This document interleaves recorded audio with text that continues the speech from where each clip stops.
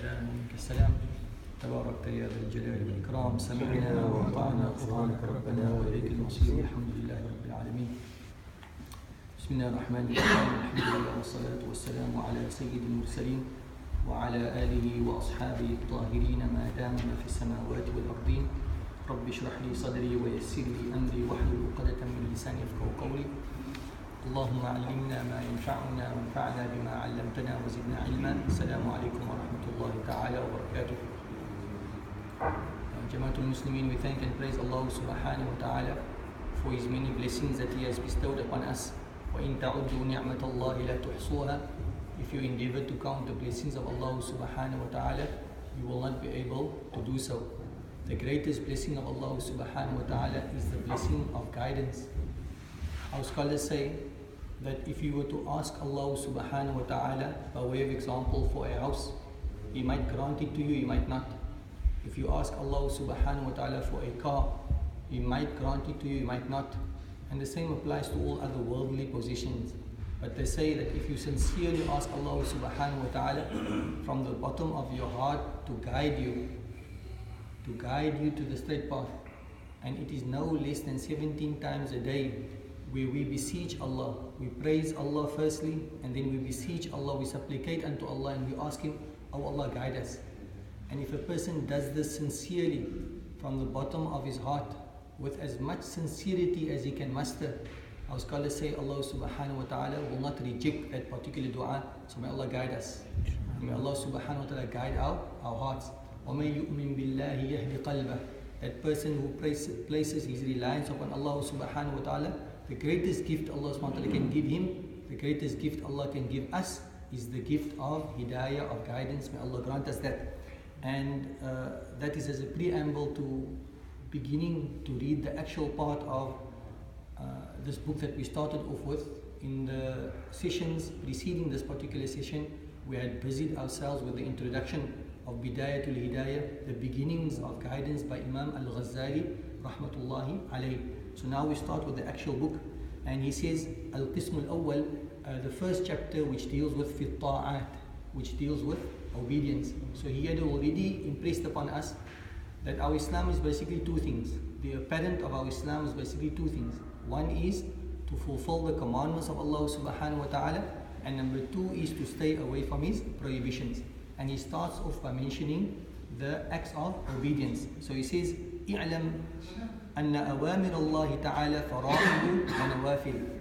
That the commands of Allah subhanahu wa ta'ala, if you wanted to further categorize it, it falls under that which is obligatory, that which is necessary, mandatory, and that which is recommended. Another term they use for the word nawafil would be supererogatory, in other words, not compulsory. So he says, فَالْفَرْض رَأْسُ الْمَالِ. So he says that which is compulsory, that is your capital, رَأْسُ الْمَالِ. وَبِهِ تَحْصُلُ النَّجَاةِ.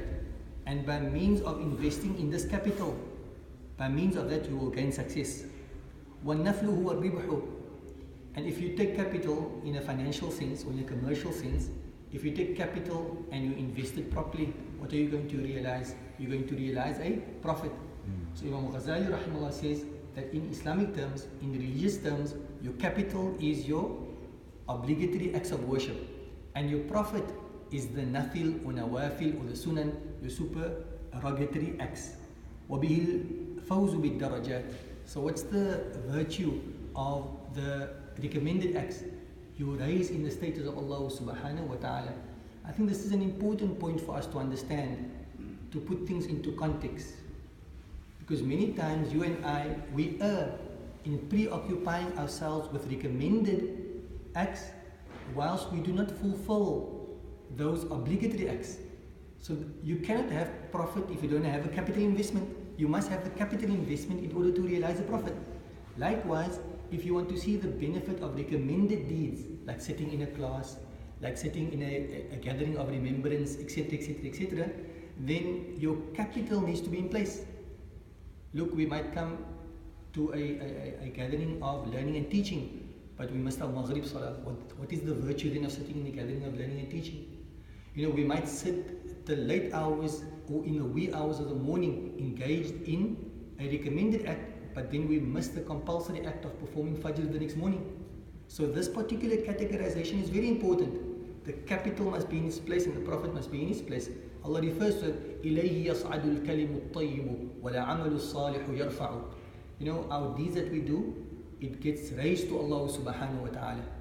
But what raises it? It gets raised on a platform. So our scholars say that the platform on which all our deeds gets raised to Allah subhanahu wa ta'ala is the fard. And all the extra that you do gets placed on the platform of a fard and it gets raised to Allah subhanahu wa ta'ala.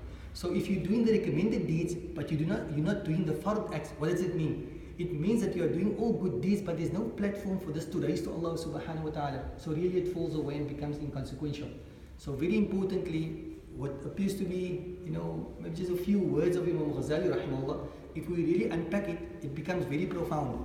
And again, what are we talking about? We're talking about the beginnings of guidance. So as a beginning of guidance, you and I should concern ourselves with the fara'id. And once we've established that, and now to develop and go beyond it and go to the nawafil. I wasn't intending particularly to unpack that particular idea, and it's taken up the bulk of our time, so inshallah we'll stop there. And the lesson for this evening is that we need to put of the awamir, of the commands of Allah, we need to put it into proper perspective, into proper context, into the proper categories. The most important thing is the fara'id. And once we've established our fara'id, then we can build onto that by engaging ourselves in the nawafil. May Allah grant you the understanding, may Allah grant me the understanding, and all of us the understanding, and bless our hearts with sacred knowledge, open up our hearts, open up our minds, and correct our inner states with Allah subhanahu wa ta'ala. These are the things that we need to concern ourselves with every day. What is my condition with Allah subhanahu wa ta'ala? We reform our inner state with Allah subhanahu wa ta'ala, and hopefully our last day will be our best day bi'idhnillah subhanahu wa ta'ala. فجزاكم الله خيرا والسلام عليكم ورحمة الله تعالى وبركاته.